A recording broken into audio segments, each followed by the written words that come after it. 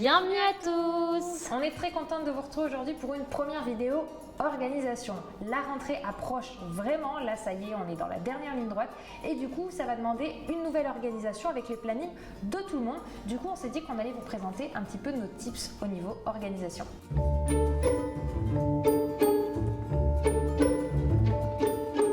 Alors pour ma part, je suis une adepte du format papier. Lorsque j'écris, j'intègre beaucoup mieux les notions et j'imprègne mon planning. Et du coup, niveau planning familial, on vous présente celui de notre copine Sophie. Donc c'est l'agenda Sophie Fantasy. Et outre le fait que ce soit celui de notre copine, il est vraiment extrêmement bien fait. Donc ce qui est bien dans ce type d'agenda, c'est celui qu'on peut glisser dans le sac. On peut mettre les plannings de tout le monde. Le petit tip, c'est d'utiliser des stylos de couleurs différentes en fonction des plannings de chacun. Et ce que j'aime beaucoup, c'est que vous avez une visibilité au mois. Donc s'il y a un événement, mariage, anniversaire, etc., vous pouvez le mettre en gros pour ne pas l'oublier. Et vous avez par la suite une petite visibilité à plat sur chaque semaine. Ça vous permet de regarder le mois et la semaine en fonction et bien de voir ce qu'il y a à faire. Ce que j'aime beaucoup dans cet agenda, c'est la petite to-do list détachable à côté de la semaine qui est juste ici. Et en fait, vous pouvez la dézipper une fois que, je ne sais pas si on dit dézipper, mais la détacher une fois que vous avez terminé votre semaine et que vous avez fait, que vous avez réalisé toutes les tâches. Il y a même des petits carrés pour cocher comme ça, une par une, c'est fait, c'est fait, c'est fait. J'aime beaucoup l'agenda qu'a fait Sophie. C'est vrai qu'en plus d'être tout mignon, adorable comme ça, il y a des petits trucs et astuces à l'intérieur qui sont très sympas. Il est surtout très bien organisé. Il y a même de quoi mettre la liste du Père Noël dedans. C'est vraiment un agenda complet et familial pour le coup. On peut mettre toutes les choses pour les parents, mais aussi pour les enfants. Il y a un format que j'apprécie tout particulièrement, c'est le semainier. Alors, on a ces deux formats. Déjà, tous ceux que je vais vous présenter, je les ai trouvés chez Emma. Ils sont vraiment à tout petit coup et ces deux-là sont super bien puisqu'ils se tiennent debout. Donc, au niveau de la visibilité, c'est assez simple. On a une version hyper girly ici et peut-être un petit peu plus vacances, été là. Donc, en fait, vous allez avoir sur une page toute votre semaine de visibles. Donc de cette façon-là, vous avez aussi un petit cahier fermé, toujours dans ce format. Donc pareil, du lundi au dimanche. C'est important parce que avec l'école, effectivement, la semaine s'arrête le vendredi soir. Mais dans la vraie vie, le samedi, dimanche, on a aussi des petites choses à faire. On peut indiquer le barbecue chez la belle-mère, par exemple. Les matchs de foot des enfants, les activités du mercredi. Et tout ça dans ces petits semainiers qui sont très pratiques. Il y a des formats beaucoup plus simples.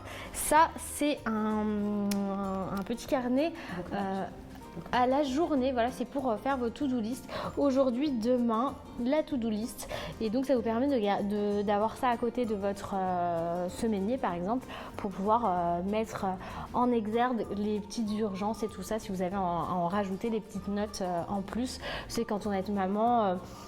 ah bah zut, demain c'est la kermesse, il faut faire un gâteau. Sur la to-do list, vous allez pouvoir mettre course pour le gâteau de la kermesse et le barrer une fois que c'est fait.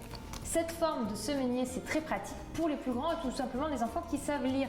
Mais les nôtres sont encore un peu trop jeunes et du coup, un semainier comme ça ne leur parle absolument pas. Du coup, la façon de l'aborder avec eux, c'est sous forme de pictogrammes. Tout ce qui est visuel, avec des logos, des motifs, ça va leur parler tout de suite. Soit vous pouvez utiliser par exemple une école pour mettre par exemple les jours d'école, soit vous allez utiliser des pictogrammes tout simplement équivalents. Donc là par exemple, ce sont des chiffres si vous voulez mettre le jour de la semaine. Comme ça par exemple, chaque jour, merci Lucas, vous pouvez leur dire voilà, on est le lundi 3, ils vont prendre le 3, pouf, ils tamponnent. Comme ça au moins ça leur donne aussi la notion du temps qui s'écoule.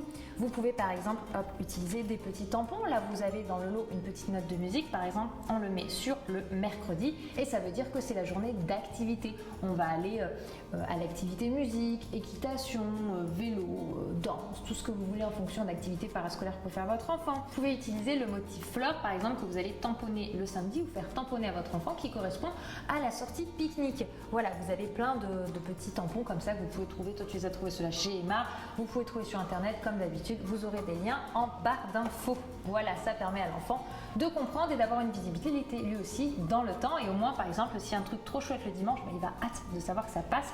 Vous pouvez même utiliser en petit complément un petit bout de masking tape que vous mettez sur le jour où on est, comme ça en le décalant, il sait quel jour on est et qu'est-ce qu'il va y avoir sur cette journée-là. Ce qui est bien avec ce genre de planning, c'est qu'on peut aussi en faire un par, on va dire, activité, c'est-à-dire un pour la semaine d'école et un pour les tâches ménagères. Quand j'ai des tâches ménagères, on ne va pas utiliser nos enfants pour faire le ménage à la maison, mais par exemple pour leur apporter un peu d'autonomie et leur dire alors là aujourd'hui il faut que tu ranges ta chambre, que tu ailles prendre ta douche, et en fait à chaque tâche réalisée vous leur donnez une gommette. Alors nous avec Laure on a dévalisé les magasins, mais du coup c'est vrai qu'entre Action et Emma, hop, vous allez pouvoir avoir pas mal de choix.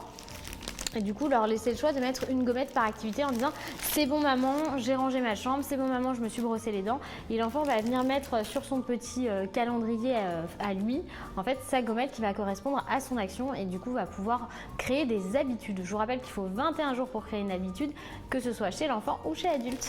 Et enfin, si on veut sortir du format papier, il y a le format électronique. Aujourd'hui, les plus grands, on a tous des téléphones, on est tous connectés. Et du coup, pouvoir utiliser un agenda électronique connecté, ça permet que tous les plannings se superposent. Si vous êtes avec des adolescents à la maison, c'est quelque chose de très pratique. Ils peuvent mettre leur rendez-vous ou les sorties avec les copains. Hop, vous recevez l'alerte sur votre agenda. Vous savez que, hop, tel jour, votre fils va aller chez ses copains pour le mercredi après-midi, pour l'anniversaire de machin. Que jeudi soir, eh bien, il y aura le cours de violon de Lily Rose. J'invente un... Voilà, pour vous donner. Et du coup, ça permet de, hop, tous les plannings se superposent et ça évite de se retrouver avec deux choses au même moment sans avoir prévu et de recevoir des alertes pour ceux qui ont tendance un petit peu à oublier. Enfin voilà, c'était les idées qu'on vous proposait pour pouvoir simplement organiser au mieux le planning de toute la petite famille. Mais bien sûr, n'hésitez pas à mentionner vos astuces en commentaire, ça permettra d'avoir d'autres possibilités. Mettez-nous également un petit pouce bleu pour nous encourager si la vidéo vous a plu. Et on se dit au revoir.